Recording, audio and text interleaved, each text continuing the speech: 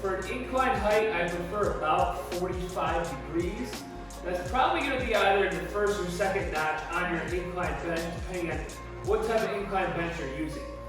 Now, when performing the press, one thing I want you to focus on is that your hands are going to be in a neutral position. So before I rock back, I'm just going to show you real quick without the dumbbells.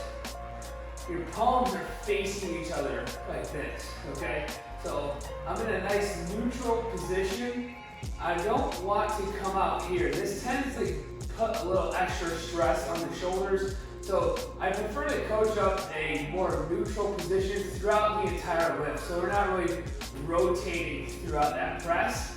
The second thing I want you to think about is that you're coming down at a 45-degree angle, okay? So we're not coming out too wide. We're really trying to turn it into a fly or just kind of putting extra stress on the pecs. And we're not coming down too close. We're actually, if I come down too close, I will put a little extra stress on the shoulder as well. So what I want you to think is coming down at a nice 45-degree angle, and my feet have a nice big base, okay? So I'm leaning back, have a big base. I don't want to be narrow. I want to have a strong foundation during that press, okay? So when you do set up for this, you go ahead and take your dumbbells, put it on your thighs, and you're gonna rock back, bring the dumbbells to the chest, make sure you have a good position on them, and then press straight up. So for the 1.5, so what you're gonna do is you're gonna come all the way down, so that's about right above the chest. You don't wanna go down too deep where that dumbbell is coming right against the shoulders. But right above the chest, you're gonna come halfway up, back down, and then all the way up, and that completes 1 rep. So again, to show you that real quick, that's down, halfway up, back down, all the way up. Once you're done, you can go ahead and bring that dumbbell to your chest and kind of drop it on the floor. While you're performing that 1.5, you want to make sure you're maintaining tension on the chest the whole time. Okay, so as you're coming down, it's like a pulse, almost like a little bounce. So you're coming up, coming down, come up to the halfway mark, back down to the chest, right up, and then you're gonna go right into the next rep. So we're really trying to maintain that tension on the chest the whole time. This is a really good way to just build muscle, build hypertrophy in the upper body, and you want to try to keep tension on the chest the whole time.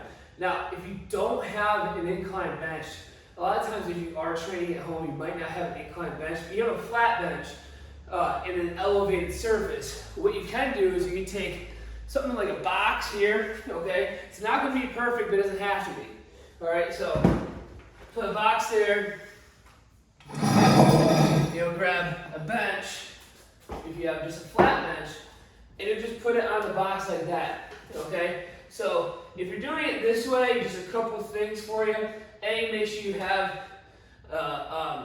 enough grip. It's not going to slide, okay? So you're going to go ahead and sit down on here, and you're going to still have a good amount of your weight like on your feet here, okay? So it's almost like you're just leaning back and performing the press, all right? So just demo this one real quick, just so you can get an idea of what this variation will look like.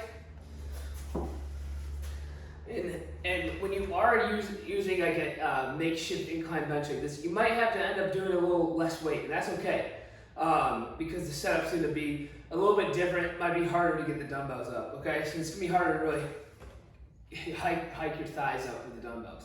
So what you're going to do is you're going to sit back, bring the dumbbells to the chest, press up, and then the movement's exactly the same as the demonstration, okay? So again, if you don't have your traditional incline bench, you can just use a flat bench with an elevated surface.